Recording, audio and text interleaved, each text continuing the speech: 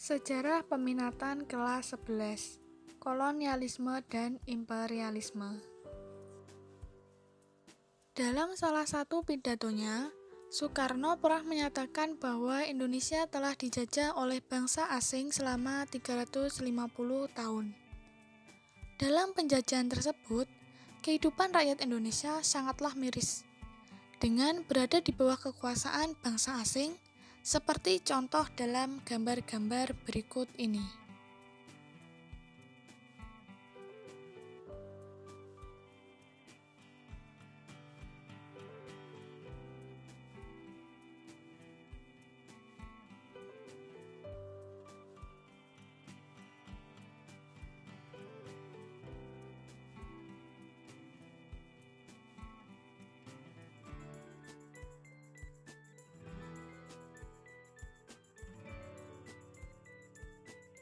Awal mula penjajahan di Indonesia merupakan dampak dari muncul dan berkembangnya paham kolonialisme dan imperialisme di wilayah Eropa.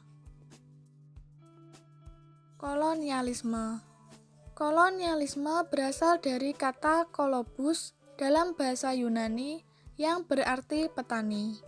Kolonialisme bermula pada saat para petani Yunani yang pergi ke daerah luar untuk mencari tanah yang lebih subur untuk bercocok tanam. Dan daerah luar tersebut dijadikan wilayah dari daerah asal para petani. Dari sinilah terbentuk suatu sistem kolonial yang digunakan oleh negara-negara Eropa untuk mencari daerah di luar wilayahnya untuk dijadikan negara koloni dan dimanfaatkan sumber daya alamnya. Unsur-unsur dari kolonialisme. Pertama yaitu negara induk. Merupakan negara asal dari orang-orang yang menduduki daerah baru. Yang kedua yaitu negara koloni, yaitu daerah yang berada di luar wilayah negara yang diakui sebagai wilayah dan dimanfaatkan untuk kesejahteraan negara induk. Contoh dari dilakukannya praktek kolonialisme adalah kedatangan bangsa Eropa ke wilayah Asia untuk mencari sumber rempah-rempah dan menjadikan negara Asia sebagai wilayah koloninya. Imperialisme berasal dari bahasa Latin yaitu imperer yang berarti memerintah dan imperium yang berarti hak memerintah. Imperialisme dapat diartikan sebagai suatu usaha negara untuk menguasai negara lain demi kepentingan ekonomi, politik, dan budaya. Kolonialisme muncul pertama kali di Inggris dari cita-cita Perdana Menterinya yaitu Disraeli untuk memperluas wilayah Inggris ke seluruh dunia. Jenis-jenis imperialisme. Pertama yaitu imperialisme kuno. Imperialisme kuno terjadi sebelum revolusi industri. Imperialisme ini bertujuan untuk mencapai kekayaan atau gold, kejayaan atau glory, dan penyebaran agama atau gospel. Imperialisme kuno ini dianut oleh Spanyol dan Portugis.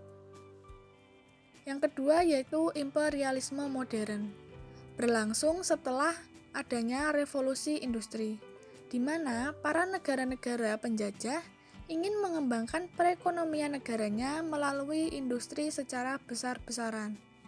Imperialisme modern ini dipelopori oleh Inggris. Kolonialisme dan imperialisme yang dilakukan oleh bangsa Eropa ke wilayah timur, yaitu Asia dan Afrika inilah yang menjadi awal mula penjajahan yang ada di Indonesia.